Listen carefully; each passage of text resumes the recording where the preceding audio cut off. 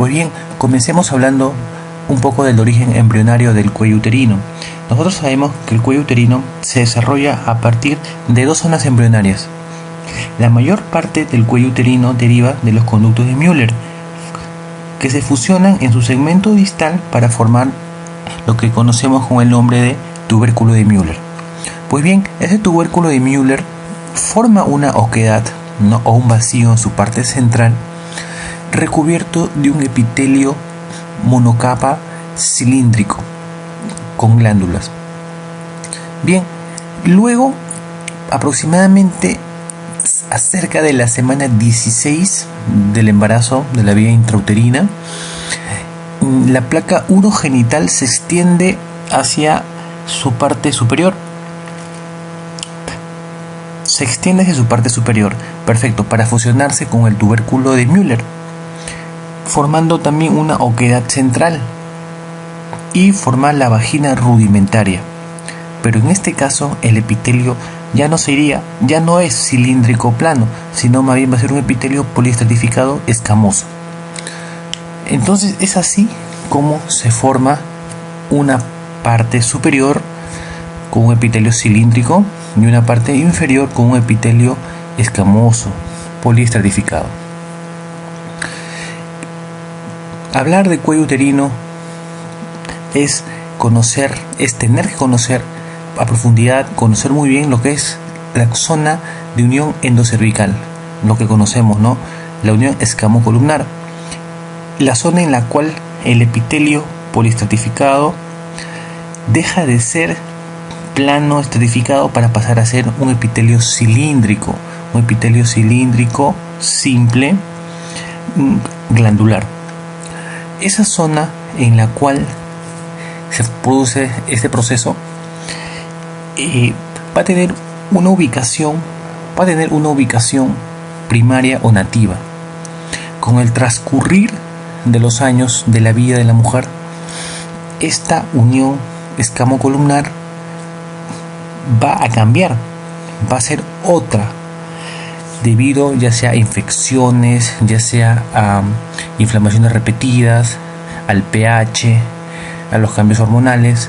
Va a hacer que esta unión escamocolumnar migre hacia un lugar más interior del cuello del útero, y toda esa zona en la cual se va a limitar la unión endocervical nativa y la nueva unión endocervical, esa zona va a ser lo que nosotros conocemos como la zona de transformación.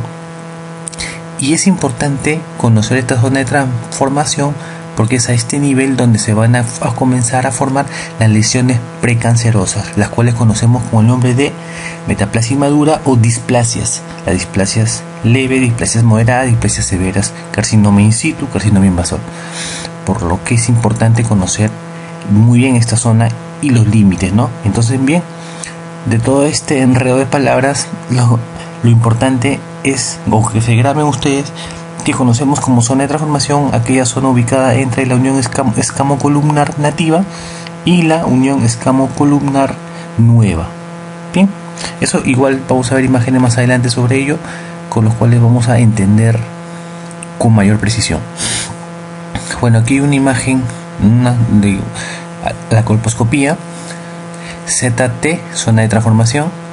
Como vemos, en la parte superior hay una zona de transición que es la nativa, pero con el transcurrir de los años, los procesos infecciosos, los cambios del pH, el embarazo mismo hacen que esta zona migre y se interiorice, como se aprecia, baja.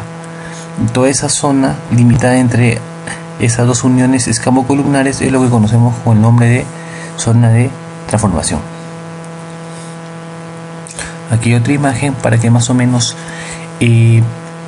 conozcan, vayan entendiendo esto. El ectocervix tiene un epitelio escamoso poliestratificado, grueso, resistente, mientras que el epitelio cilíndrico, el epitelio del endocervix, cilíndrico, monocapa, glandular, menos resistente a los procesos hostiles, por lo que se va a producir un proceso fisiológico que conocemos como ectropio, en la cual este epitelio cilíndrico se exterioriza hacia el ectocervix, quedando expuesto a una zona hostil como es la zona de la cavidad vaginal. Entonces esta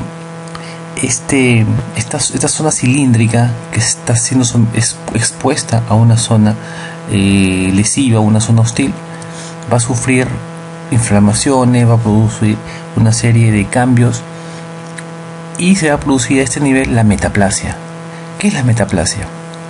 La metaplasia es el cambio de una célula madura por otra célula distinta pero también madura, por lo cual no sería premaligno o no sería un cambio maligno, sino que debido a que la exposición de un epitelio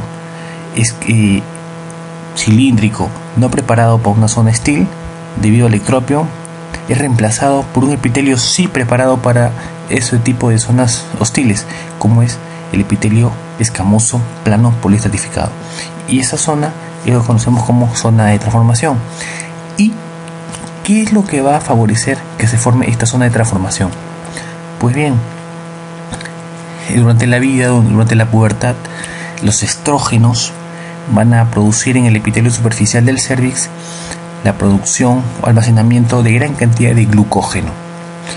El glucógeno va a ser utilizado por los lactobacilos de Dodderlein, los cuales estos bacilos de Dodderlein van a transformar el glucógeno, van a producir ácido láctico, con lo cual se va a acidificar el pH. Y esta acidificación del pH del cérvix es el mayor estímulo para la formación de la zona de transformación. Entonces, la pregunta que les podrían hacer es: ¿cuál es el mayor estímulo para la formación de la zona de transición o la zona de transformación? Es el pH vaginal, debido al estímulo estrogénico. Bueno, aquí un corte histológico en el cual podemos apreciar cómo el epitelio del endocérvix cilíndrico plano con los núcleos basales cambia en esta unión, en la unión escamocolumnar, cambia a un epitelio poliestratificado, un epitelio escamoso plano. Bien, eso es la unión escamocolumnar de la cual les he estado comentando. Ahora hablemos de las patologías benignas y luego de las malignas. Bien, hablar de cervicitis, bueno, con su nombre lo sugiere, es la inflamación del cuello uterino, debido a una serie de procesos que se dan en la vida, ¿no?, de la mujer, en el coito, durante el parto. Bien, el ectropio, todos esos procesos van a producir inflamaciones repetitivas del cérvix, y cuando esto sucede, y aparte de ello hay otros factores que predisponentes, puede ser que estas inflamaciones a la larga puedan terminar en una displasia. Entonces, lo importante es saber que la cervicitis puede ser un factor predisponente para cáncer de cervix, ¿no?, o displasias severas. Clasificaciones. Bueno, como se la clasificamos en inespecíficas, que son las más frecuentes, y las específicas, ¿no?, gonococo, sífilis y cándida. Bueno, ahora, algo importante que tenemos que saber también, que las agresiones repetidas, como les estaba hablando, pueden producir metaplasia, ¿no?, una metaplasia inmadura que a la larga puede terminar en un proceso displásico severo. Es el ectropio. Se dan cuenta cómo el color varía, el color del ectocervix y del endocervix, por una sencilla razón: el epitelio ectocervical, como les mencioné, poliestratificado, grueso, no deja ver muy bien los vasos subyacentes del estroma. En cambio, el epitelio del endocervix es un epitelio más delgado, que muestra o deja ver los vasos subyacentes del estroma. Al ser solamente una monocapa, es más fácil su visualización, por lo cual a la colposcopía nos va a impresionar una imagen, un color rojo a diferencia del rosado pálido del ectocervix, en el endocervix se va a ver un color más rojizo, ¿no? Debido justamente a los que ya les comenté.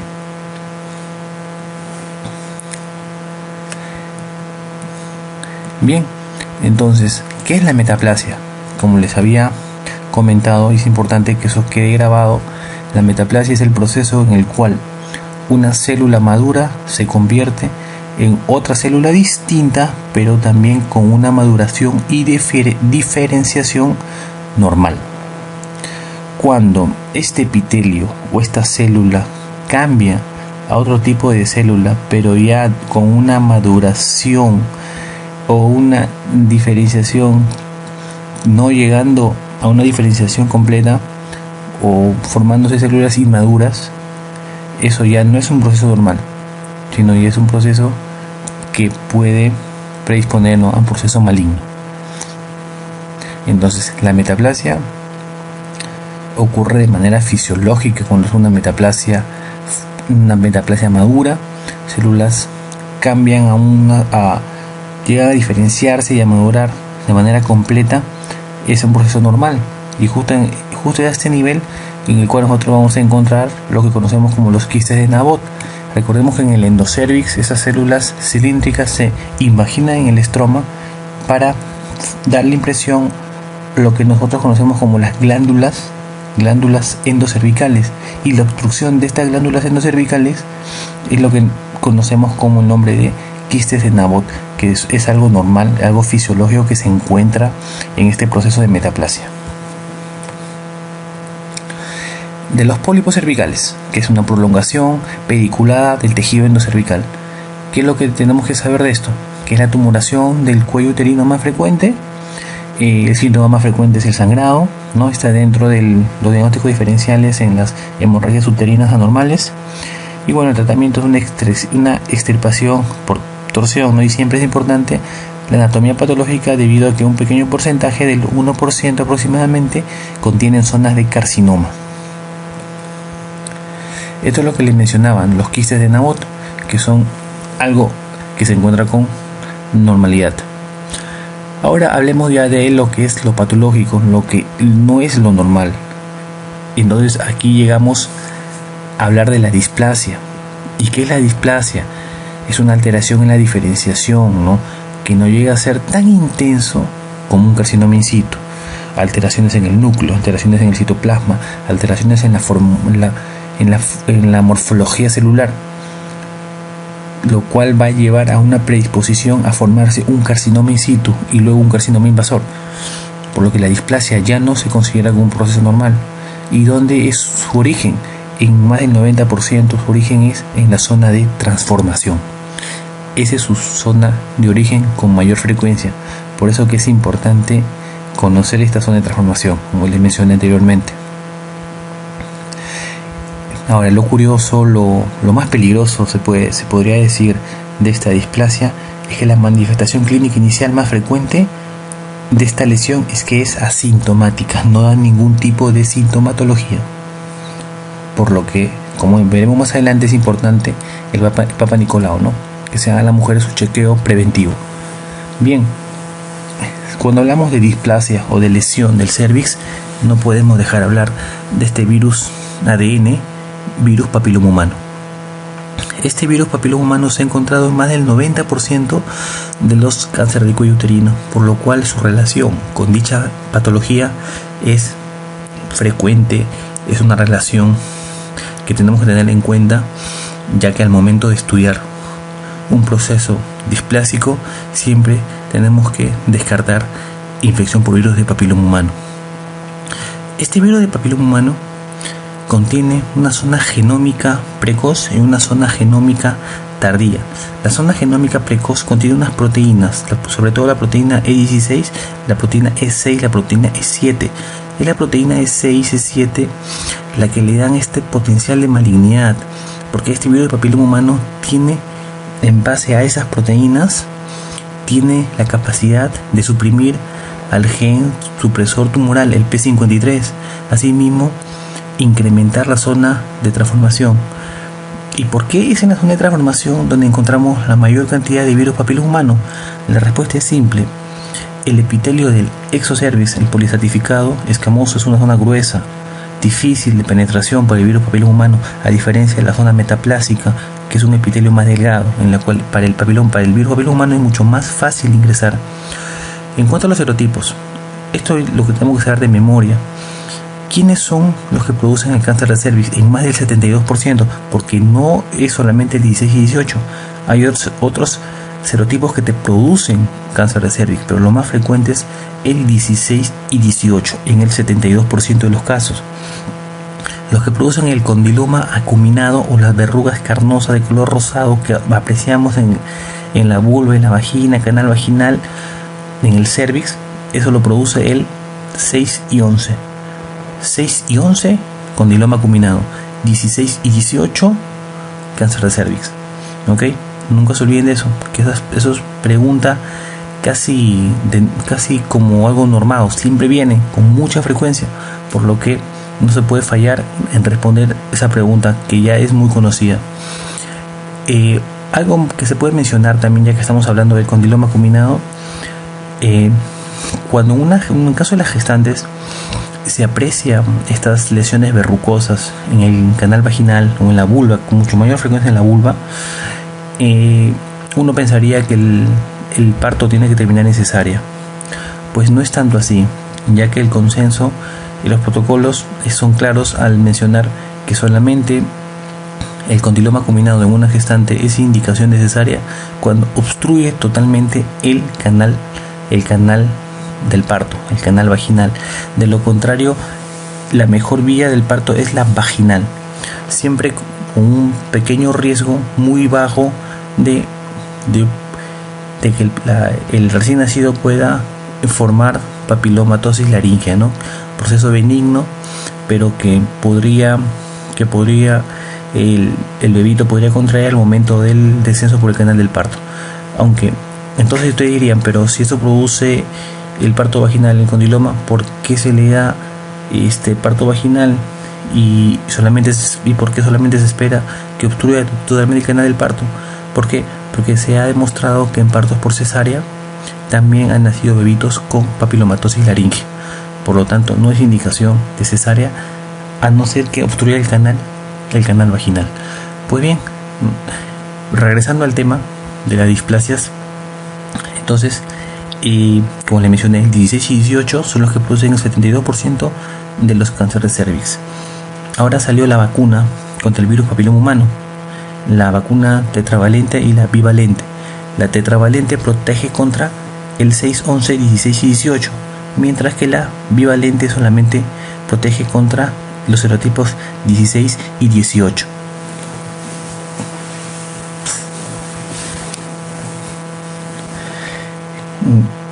Bueno,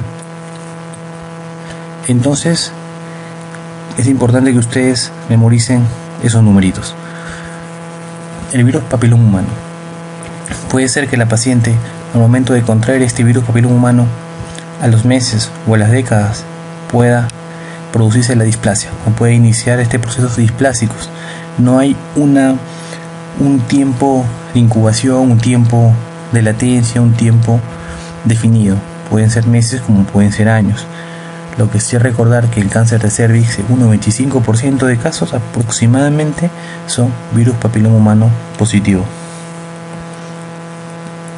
Esta es la clasificación de Richard de las displasias, ¿no? Y es una clasificación antigua, aproximadamente del año 1968 aproximadamente, en el cual se clasificaban las displasias según el grado de alteraciones nucleares y el grado de mitosis que se producirían.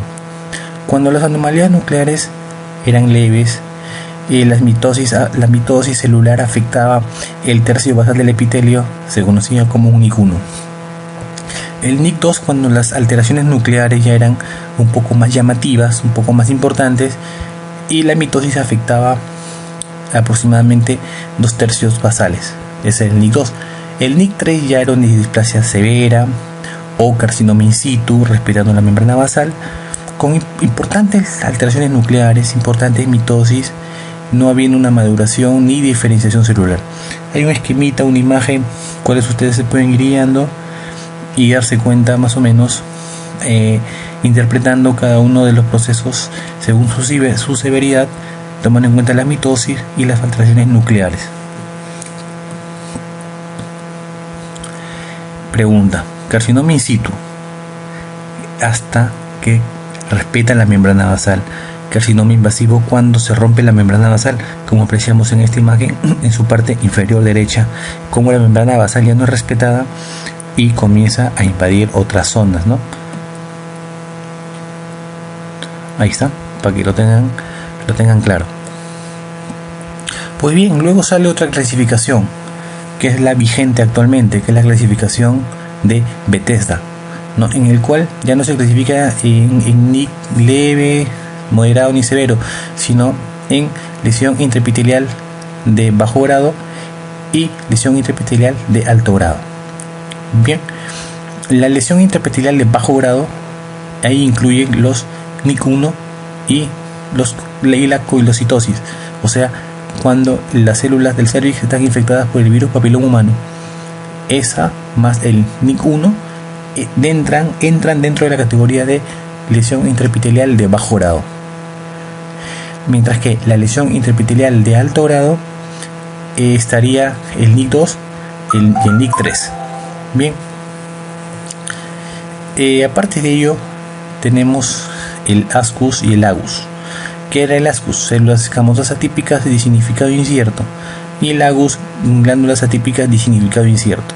No llega a ser algo benigno, ni tampoco llegan a tener alteraciones que puedan llegar a que nosotros podamos suponer una malignidad con mucha certeza, por lo cual aquí quedamos como una diatriba, no una duda, si es maligno o es benigno, ¿no? Por eso su nombre lo dice, ¿no? De significado incierto. Y más adelante vamos a ver qué es lo que se hace en esos casos. Método diagnóstico: la clínica, el test de Papa Nicolau, que es el screening. Lo primero que se hace al momento de hacer el diagnóstico, como ustedes saben, consiste en la toma de muestras, ¿no? Con un hisopo o un cepillo del OSI, del orificio cervical interno, y luego del orificio cervical externo, ¿no? Y ahí se van a ver si hay anormalidad de las células, algún tipo de alteración, para luego pasar a la colposcopía, ¿no? Que es la visualización, ¿no? Con un aumento de 20 veces, ¿no? Con un microscopio, pues, el colposcopio tiene una estructura, ¿no? Similar a un microscopio, en el cual se va a visualizar el cuello con un aumento, y en el cual se va a poder ver con un aumento de a 20 veces, ¿no? Y poder visualizar bajo la ayuda de un filtro verde, con la ayuda del ácido acético y con el UOL, ¿no? Lo cual vamos a explicar más adelante, en qué consiste cada uno de ellos. Y si es que en el momento de la colposcopía se aprecian lesiones que te pueden sugerir algo anormal, se toma la biopsia, ¿no? Y bueno, el cono diagnóstico y luego estudio endocervix. Eso lo vamos a hablar más adelante.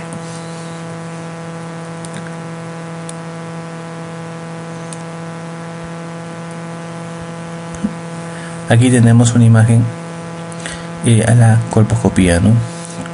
Cómo se ve el cuello, uterino. Bien, como les decía, ¿qué consiste el IVA? Inspección visual con ácido acético al 3 o 5%.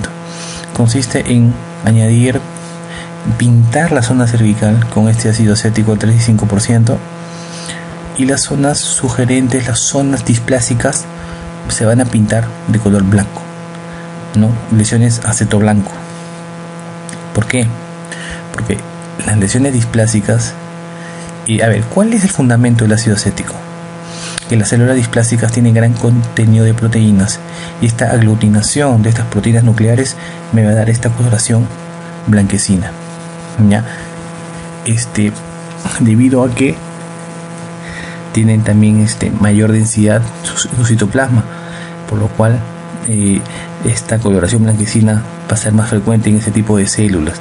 La deshidratación del citoplasma las alteraciones de las citoqueratinas que se encuentran muy alteradas en los procesos displásicos, también ayuda a la coloración blanquecina, por lo que las zonas que se pinten acetoblancos van a ser zonas muy sospechosas de malignidad, zona de displasia, ¿no? Por lo que esta es una gran ayuda el ácido acético al momento del estudio del cervix. Bueno, el otro es el test de Schiller, que nosotros conocemos como con la tinción de Lugol, ¿no? Del Lugol yodado. Las zonas que no se pintan con Lugol también vendrían a ser zonas con sospecha de malignidad, ¿no? Zonas sospecha de malignidad. El epitelio cilíndrico es yodo negativo, recuerden. Y mientras que el epitelio escamoso sí tendría que pintarse de color azul a la tinción con Lugol. Ahora, ¿por qué? Recordemos, como ya hemos mencionado, el epitelio escamoso poliestratificado por acción del estrógeno contiene gran cantidad de glucógeno. Este glucógeno capta el Lugol, por lo que al captar el Lugol, las zonas normales, las zonas sin atipias, sin lesiones precancerosas, se van a pintar muy bien con color azul, mientras que las zonas sospechosas de malignidad o las zonas displásicas, por la mitosis, la gran cantidad de mitosis y las alteraciones nucleares, no van a contener glucógeno o no van a contener glucógeno en la cantidad debida, por lo que no van a teñirse cuando al momento de colorearlas con Lugol. Entonces, las lesiones acetoblancas más las lesiones yodo negativas, esas zonas son sospechosas de displasia y son zonas que deberían biopsiarse, ¿no? Al momento de la colposcopía. Aquí en esta imagen apreciamos en el labio anterior, ¿no?, una lesión que no capta yodo. Estamos en el ectocervix, ¿no? Es una lesión que no capta yodo. Es un color medio amarillo, ¿no? Más o menos a nivel de la unión escamocolumnar. Entonces esa zona también es una zona sospechosa, ¿no?, de displasia. Aquí otra zona, casi en todo su contorno, ¿no? Casi en todo su contorno, en los 4 cuadrantes, esa zona no capta el Lugol, ¿no? Por lo que también es sospechosa de displasia. Bueno, aquí ya no solamente vemos una zona que no capta Lugol, sino también una zona con unas lesiones exofíticas, ¿no?, bastante irregulares, nodulares, ¿no?, que afecta a todos los cuadrantes, ¿no?, del OCE. Ya esto, inclusive obliterándolo, esto ya es un carcinoma, ¿no? Esto ya es un proceso ya de carcinoma. Bien, otra imagen, labio anterior no capta el Lugol, ¿no? La inspección visual del ácido acético, igualito, como apreciamos ahí, ¿no? En el labio anterior y labio posterior, zonas acetoblancas, ¿no?, que no captan el ácido acético, tan muy sugerentes de malignidad. Entonces, con lo que tienen que quedarse ustedes básicamente es lesiones acetoblancas, lesiones yodo negativas, ¿no?, a la colposcopía sospechosas de malignidad, ¿no? Resuman todo lo que les dije en esos conceptos que son básicos, elementales. Ahora, también les había mencionado del filtro verde. ¿Qué era el filtro verde? Eso se utiliza bastante en ginecología, en lo que es colposcopía, para poder visualizar los neovasos o la neoformación vascular. Es ahí también que tenemos que hablar de lo que son los mosaicos. ¿Qué son los mosaicos? Son la visualización de los vasos del epitelio glandular que se encuentran comprimidos por la abundante mitosis, ¿no?, de las células displásicas, que le van a dar esta forma de punteado, ¿no?, un punteado alrededor de una zona displásica. Eso es lo que nosotros conocemos con el nombre de mosaico, ¿no?, y que son zonas también sospechosas de displasia. Con una imagen más o menos como es que nosotros realizamos un Papa Nicolau, ¿no?, tomando muestra, como vemos ahí, con un cepillito de la zona más interna y de la zona externa también, ¿no?, con una espátula, con otro tipo de instrumento, para poder obtener una buena muestra, ¿no? El tratamiento. Bien, ¿cómo es el tratamiento? Perfecto. En el caso de un ascus, un agus, o sea, lesiones de significado incierto, se le toma el test del VPH, ¿no? Del PVH, del virus papiloma humano. Es importante saber si estas lesiones tienen el virus papiloma humano y qué tipo de métodos, qué tipo de exámenes tenemos para poder captar la presencia o no del virus papiloma humano. Pues tenemos la captación híbrida, que es el que te da mayor sensibilidad y especificidad. Tenemos la reacción en cadena de la polimerasa y tenemos la hibridación in situ, ¿no? Esos tres exámenes están vigentes para poder nosotros captar la presencia del virus papiloma humano. Entonces, si en una lesión de ascus o agus son virus papiloma humano, debería un seguimiento aproximadamente 3 meses, ¿no? Hacer un seguimiento de 3 meses para ver que no vaya a producirse un proceso displásico a ese nivel, ¿no?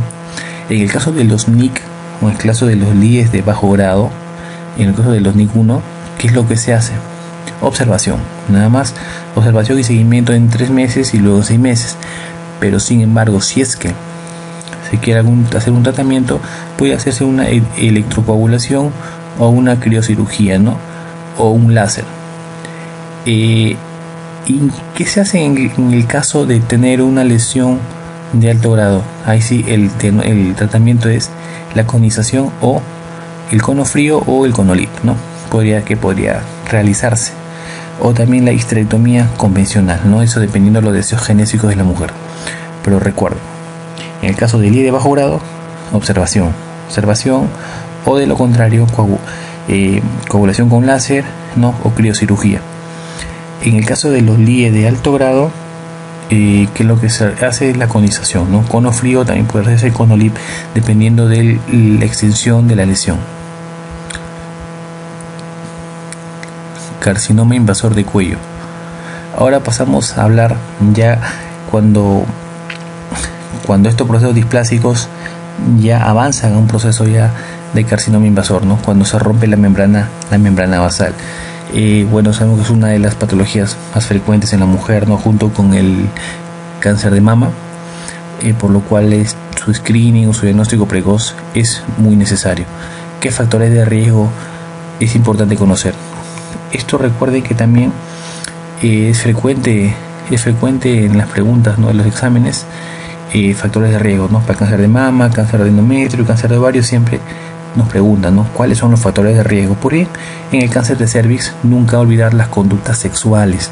¿Por qué? Porque mientras más compañeros sexuales tiene una mujer, es mayor la probabilidad de infectarse del virus papiloma humano. Aparte, también estudios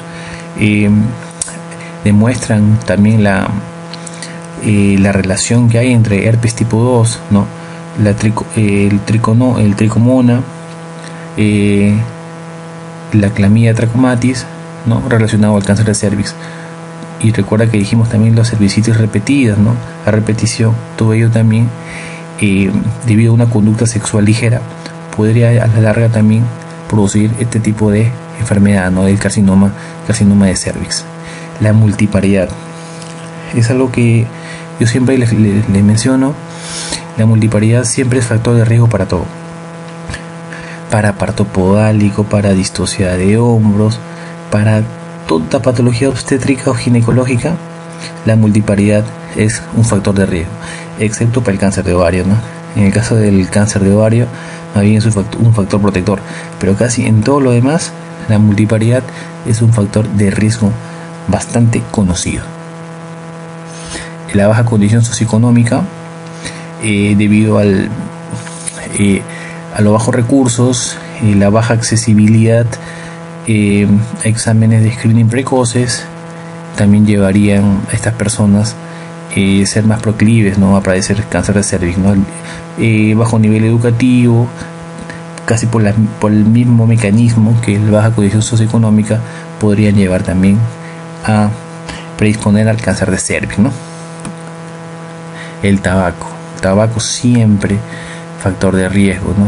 Eso ni olvidar, casi para todo tipo de cáncer el tabaco es un factor de riesgo. Pero recuerden que en otras patologías es un factor protector, ¿no? Por su acción antiandrogénica, pero para el cáncer de cervix es un factor predisponente. Y aquí tenemos al participante tenemos acá el elemento más conocido y más temido para el cáncer de cervix, ¿no? El virus papiloma humano. Y ya lo había comentado anteriormente. Lo que les dije, ¿no? La infección por herpes tipo 2 también. Las mujeres que utilizan anticonceptivos orales por más de 5 años, se ha encontrado una gran relación entre la toma de anticonceptivos orales y la predisposición al cáncer de cervix. ¿A qué? Debido a que hay algunos mecanismos ya conocidos, como por ejemplo se ha demostrado que los anticonceptivos orales incrementan el tamaño o la extensión de la zona de transformación, por lo tanto mayor cantidad de zona para producir lesiones displásicas. Y bueno, y otros factores de riesgo que todavía no se han evidenciado, por lo menos no hay una evidencia clara de que puedan producir el cáncer de cervix, pero que es bueno tener en cuenta, ¿no? El grupo sanguíneo A, se dice, el alcohol, la administración de dietilvestrol, ¿no?, en gestantes con feto femenino, en fin, esos son todos los factores de riesgo conocidos hasta el momento. Ya, la pregunta podría hacerles también, ¿cuál es el tipo de cáncer de cervix, ¿no?, más frecuente, ¿no? De todos los tipos de cáncer de cervix, ¿cuál es el más frecuente? No lo duden, es el escamoso, ¿no? El epidermoide de células escamosas. Ese es el más frecuente cuando hablamos de cáncer de cervix, en aproximadamente el 90% de los casos. Entonces, eso es lo que tienen que saber de memoria. Cáncer de cervix, células escamosas, ¿no? Epidermoide, ¿no? Eso algo que tenemos que tener en nuestra mente, igual como virus papiloma 16 y 18, ¿no? Y lo que predispone más al cáncer de cervix, células escamosas, es el tipo, ¿no?, histológico más frecuente al momento de hablar de cáncer de cervix. La clínica, la metrorragia, el famoso sangrado en lavado de carne, ¿no?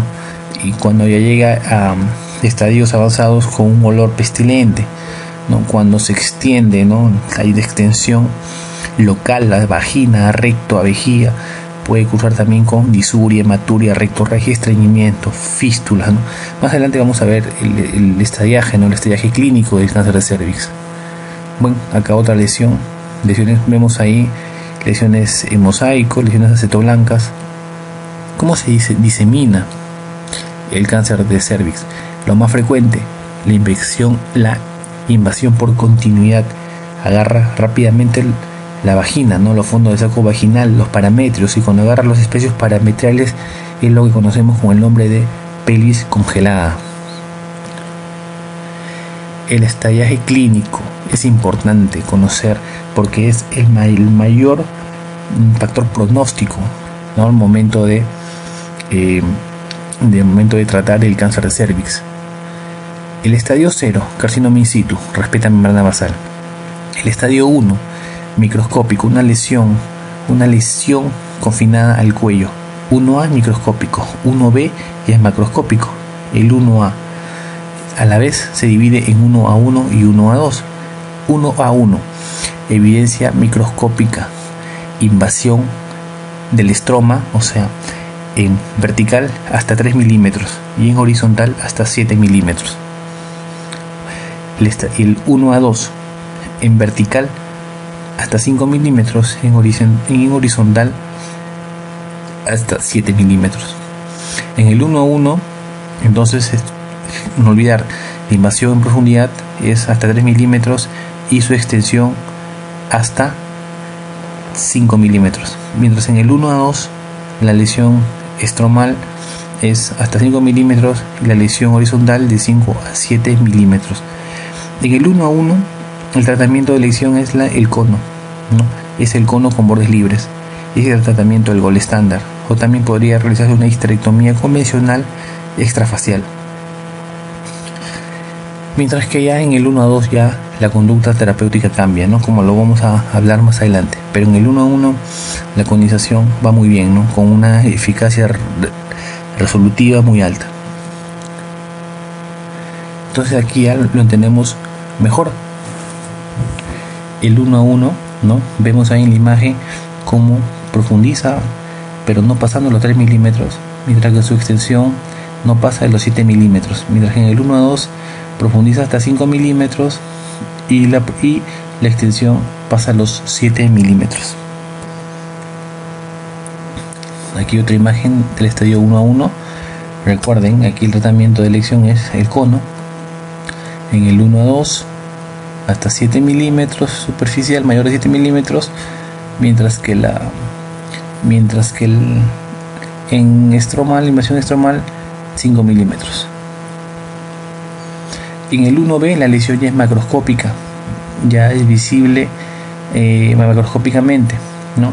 1B1 menor de 4 centímetros y 1B2 mayor de 4 centímetros, ¿no? Pero todo confinado al cérvix, Aquí el tratamiento viene a ser la histerectomía convencional o la histerectomía radical de Wertheim, o sea, la tipo 2, o la histerectomía radical de Meigs, la tipo 3, ¿no? Hay una clasificación de Piver de los tipos de histerectomías radicales de acuerdo al estadio clínico del cáncer de cervix. En el estadio 2 se extiende más allá del cervix, pero no llega a pared pélvica lateral ni a tercio inferior de la vagina. En el 2A llega a tercio superior de la vagina, ¿ok? En el 2A llega a tercio superior de la vagina, y a su vez el 2A se clasifica en 2A1 y en 2A2. 2A1 cuando es menos de 4 centímetros y 2A2 cuando es mayor a 4 centímetros. Estadio 2B. En el estadio 2B ya afectan los parámetros, ¿no? Ya hay afección de los ligamentos, ¿no? Parametriales. Ahora, el estadio 3. El estadio 3A, cuando ya toma el tercio inferior de vagina. El estadio 3B, pared pélvica con hidronefrosis. El estadio 4, también la clasificamos en 4A y 4B.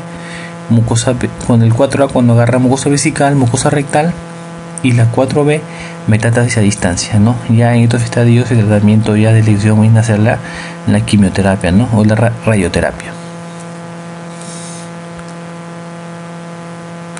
Aquí una imagen de un estadio 3A, ¿no? Viendo cómo agarra el tercio inferior, ya el tercio inferior de la vagina, ¿no? En el estadio 3B se va hacia los riñones, produciendo una hidronefrosis o riñón no funcional. 4A, compromiso de órganos adyacentes. 4B ya, compromiso a distancia. ¿Cuáles son los factores de mal pronóstico? El tamaño tumoral mayor de 4 centímetros, la profundidad de la invasión tumoral, invasión linfática o vascular, la existencia de adenopatías, y el factor pronóstico más importante, estadio clínico, ¿no? Estadio clínico. Tratamiento. Como dijimos, en el estadio 1A1 es el cono. En el 1A2, en el 2B1 y en el 2B2 podemos hablar de histerectomías radicales, ¿no? Histerectomías radicales más radioterapia, o simplemente radioterapia con o sin braquiterapia. Son de elección, ¿no? Recuerde que en el cáncer de cervix, hasta el estadio 2A, hasta el estadio 2A1, el tratamiento quirúrgico es curativo. Hasta el 2A1, vale decir, cuando toma tercio superior de vagina con un tamaño menor a 4 centímetros. Ya, pasado ello, ya el tratamiento es la quimioterapia, ¿no? Ya no, el tratamiento quirúrgico ya no es la solución, ¿no? Y viene la quimioterapia, ¿no? El cual está reservado casi exclusivamente para estadios 3 y 4, ¿no? Para disminuir las metástasis a distancia. Ahora comencemos con las preguntas. Bien, ahora toda la teoría vamos acá a plasmarlo acá para poder responder con bastante exactitud, sin equivocarnos, y contestar las preguntas, ¿no? Con bastante seguridad. Aquí la primera pregunta: ¿cuál de las siguientes afirmaciones sobre el carcinoma de cervix es falsa? ¿Qué nos propone la alternativa 1? La multiparidad es un factor de riesgo, lo dijimos. La multiparidad es casi un factor de riesgo para todo, ¿no? Menos para el cáncer de ovario, eso tenerlo en cuenta. 2. ¿Produce metrorragias en agua de lavar carne? Claro que sí, ¿no? Lo dijimos, en agua de lavar carne, metrorragia, perfecto, es una opción válida. La 3 nos dice: el tipo escamoso suele desarrollarse a partir del epitelio cilíndrico del endocervix. Si sabemos que el epitelio escamoso plano se encuentra en la zona ectocervical, ¿no? Entonces esa alternativa no es válida. ¿Qué nos dice la alternativa 4? El de tipo escamoso es el más frecuente, dijimos, ¿no? El escamoso es el más frecuente. Eso tenemos que tenerlo en cuenta, así como saber que el 16 y 18 son los que producen con mayor frecuencia el cáncer de cervix, en un 72%. 5. La vía de propagación más frecuente es por contigüidad. Acuérdese, toma rápidamente fondo de saco vaginal. Entonces, la alternativa 3 definitivamente es la alternativa falsa. Otra pregunta. Dice, si el informe de un PAP de cervix señala que la muestra es inadecuada, se debe proceder a... Muy bien, eso no lo mencionamos, pero aquí lo vamos a aclarar. Cuando una prueba de Papa Nicolau nos señala que la muestra ha sido tomada de manera inadecuada, lo que se debe hacer es repetir la toma de muestra, ¿no? Se repite la toma de muestra. Ese es el siguiente paso a seguir, ¿no? Recuerden que había mencionado que si el Papa Nicolau nos informa de una alteración celular, lo siguiente a seguir es la colposcopía, ¿no? Con filtro verde o con T de Schiller o el IVA, seguido de la biopsia, ¿no? Y luego de ello viene lo que es el cono, tanto terapéutico como el cono diagnóstico, que puede ser en cono LIP o puede ser cono frío, ¿no? O sea, con bisturí. Pero en el caso del Papa Nicolau, se debe repetir la toma de la muestra. Acá dice, la alternativa 1, biopsia cervical, ni hablar, porque eso sabemos que antes de ello tenemos que hacer la colposcopía. Cono frío, ni hablar, primero colposcopía. Inspección visual con ácido acético y biopsia dirigida. Esta podría quizás hacernos dudar, ¿no? La 5 nos dice toma de muestra bajo colposcopía.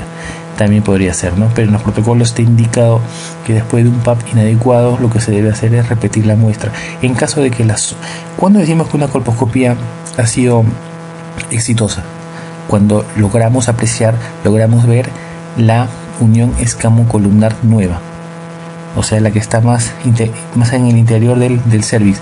Cuando logramos visualizar ello, decimos que la colposcopía ha sido exitosa. De lo contrario, si es que a la colposcopía no se logra visualizar la unión escamocolumnar nueva, se debe hacer el legrado endocervical. Perfecto. ¿Cómo es en el caso de las gestantes? En el caso de las gestantes hay una particularidad por la hipervascularización cervical. Al momento de nosotros hacer un tipo de intervención, como por ejemplo un conolip, hay un gran riesgo de sangrado. La pregunta podría plantearse de esta manera: en el caso de una paciente ser necesario un cono diagnóstico, ¿no? Ya sea un LIP o un cono frío, ¿en qué semanas sería lo ideal?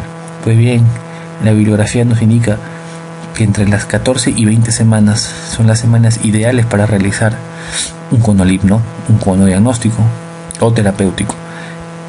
Pero con mayor seguridad en la semana 16 se debería realizar. Es lo que la bibliografía nos dice, ¿no? En el primer trimestre no se debería realizar porque se ha comprobado que hay mayor riesgo de pérdidas.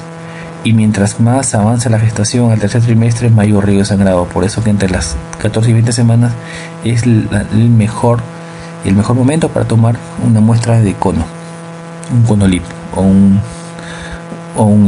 cono frío, ¿no? Bueno, aquí ya ni hablar. ¿Cuáles son los siguientes serotipos de papilomavirus que tienen capacidad oncogénica? 16 y 18 en el 72% de los casos, lo dijimos. 6 y 11 condiloma acuminado. Perfecto. Algo más que podemos hablar acerca de lo que es las vacunas del virus papiloma humano, que se puede poner entre los 13 y hasta los 26 años, ¿no? Y esas son las edades en las cuales se podría aplicar la vacuna. También puede hacer pregunta de examen. Bueno, aquí nos plantea un caso clínico, ¿no? Gestante de 36 años, gesta 4 para 3003, o sea, una paciente que actualmente está gestando, que ha tenido 3 partos a términos, que actualmente esos 3 productos están vivos, tiene 20 semanas por última regla, dice, y altura uterina. El Papa Nicolau nos informó de una lesión intraepitelial al dorado. La colposcopía satisfactoria. ¿Por qué sigue satisfactoria? Porque seguramente se ha llegado a observar la unión escamocolumnar nueva, muestra epitelio seto blanco y mosaico en el rayo 12. ¿Cuál es el paso más apropiado a seguir? Dijimos, luego el Papa Nicolau, la colposcopía, ¿no? Si a la colposcopía se le ven lesiones, hay que biopsiar, ¿verdad? Hay que biopsiar. Pero en este caso también está dentro de las alternativas la conización con asa de alambre. Entonces nosotros preguntaríamos cuál es el paso más apropiado. Si la lesión, el epitelio citoblanco y mosaico está localizada, no es tan extensa, no está en varios puntos, sino es una lesión localizada, en este caso nos muestra en el radio de las 12, ¿no? Se muestra, y aparte es un LIE de alto grado. En este caso el cono es diagnóstico y terapéutico. En este caso lo que se debe hacer es la conización. ¿Por qué? Porque ya estamos hablando de una lesión intraepitelial de alto grado. Dijimos que los LIE de alto grado lo que se debe hacer es el cono, ¿no? Cono LIR, cono frío, es lo que se tiene que hacer. En este caso la lesión está localizada en radio de las 12. Entonces aquí el siguiente paso a seguir es la conización, ¿no? Eso ni hablar. La conización es la respuesta aquí más adecuada. ¿Cuál es el paso a seguir en una paciente de 37 años, gesta 4 para 4004 con resultado de PAP-NIC3? PAP-NIC3, ¿de qué estamos hablando? PAP-NIC3 estamos hablando de una lesión de alto grado, ¿no? Una lesión de alto grado. La alternativa primera no dice repetir el PAP, no. Se repetiría el PAP en caso de que dijeran que la muestra es inadecuada. Aquí en ningún momento nos dicen eso. Te dicen el PAP, nos arroja NIC3. Dar tratamiento con metronidazol de repetir PAP, ni hablar. Conización. El siguiente, dijimos que en un LIE de alto grado el tratamiento es el cono, ¿no? El conización. Esta sería una clave bastante apropiada. Luego nos plantean la colposcopía. Y histerectomía radical. Unos dirían, pero doctor, si dice NIC3 LIE de alto grado, entonces hay que hacerle cono. Yo diría, pero para hacer cono primero hay que hacer una colposcopía, porque hay que hacerle el test de Schiller, el IVA, localizar dónde se encuentra exactamente la lesión para poder hacer el cono. De lo contrario no puedes hacer el cono, a diferencia de la anterior pregunta en el cual era una colposcopía con lesión citoblanco, con lesión localizada a radio 12. Entonces ahí sí se podría hacer el cono, pero en este caso no sabemos en qué parte está localizado el cuello, de dónde se va a hacer el cono. Aquí el paso más adecuado es la colposcopía. De las siguientes posibilidades, ¿cuál de ellas no es un factor de riesgo del desarrollo del cáncer de cuello uterino? Infección por virus papiloma humano. 95% de los casos de cáncer de cuello está presente el virus papiloma humano. Inicio precoz de relaciones sexuales. Las relaciones sexuales dijimos que está de cajón dentro de lo que es factores de riesgo para cáncer de cuello. La inmunosupresión casi siempre está frecuente en gran cantidad de los procesos de carcinoma. La promiscuidad sexual, obviamente que sí, ¿no? Mayor riesgo de infección de tricomonas, herpes 2, mayor riesgo de infección de el virus papiloma humano. La inserción de IDU no está como factor de riesgo, más sí factor de riesgo para otro tipo de problemas como las EPIs, pero no como cáncer de cuello uterino, ¿no? Las demás sí son. Bien, aquí una pregunta para estallido clínico, ¿no? Paciente que se realizó un cono frío cuya anatomía patológica reporta carcinoma epidermoide, ¿no? Que es el más frecuente, invasor con menos de 5 milímetros de profundidad en el estroma. 1A, dijimos, ¿no? El 1A es microscópico, ¿no? Estamos hablando aquí de un microscópico, porque 1B es macroscópico mayor de, ya en el cual se puede visualizar, ¿no? 1B1 menor de 4 centímetros, 1B2 mayor de 4 centímetros. Entonces, 1A, dijimos que el 1A1, invasión del estroma, o sea, en profundidad hasta 3 milímetros. El 1A2 de 3 a 5 milímetros, ¿no? Entonces ese estaría dentro de un estadio 1A2, ¿no? Porque hay de 3 a 5 milímetros y aquí dice menos de 5 milímetros, ¿no? Sería un 1A2, ¿no? Y aquí el tratamiento ya no sería tanto el cono. Y aquí hacen el 1A2, tratamiento sería, ¿no? Podría ser una histerectomía extrafacial, ¿no? Una histerectomía extrafacial, ¿no? Una radical. Tipo 2, ¿no? Más radioterapia o solamente radioterapia, ¿no? Con o sin braquiterapia. Ambos tratamientos han demostrado una eficacia similar, ¿no? Por lo cual cualquiera de las dos podría hacerse. Mientras que en el 2A1, tratamiento de elección es la histerectomía radical tipo 3, ¿no? La de Wartime, la de Meix, en el cual ya se toman ya los ligamentos de sus orígenes, ¿no? Se saca la mitad de la vagina y la mitad superior de la vagina. Eso ya en la clasificación de Piper se especifica muy bien, pero para motivos de examen es suficiente con lo que les estoy mencionando. Otro caso clínico: una mujer de 49 años de edad se le realiza un PAP y el resultado se informa como una neoplasia intracervical 3, una lesión de alto grado. Usted indicaría el siguiente procedimiento: después del PAP, colposcopía y biopsia dirigida, ni hablar. Con feo diagnóstico, olvídense de eso. Primero colposcopía con test de Schiller, filtro verde y el IVA, ¿no? Inspección visual de ácido acético. Luego de eso, si que la lesión tiene bordes libres, se puede hacer un cono frío. Si la lesión está muy diseminada, es muy irregular, podría ser un cono frío, no sea con bisturí. En este caso, colposcopía y biopsia dirigida, ¿no?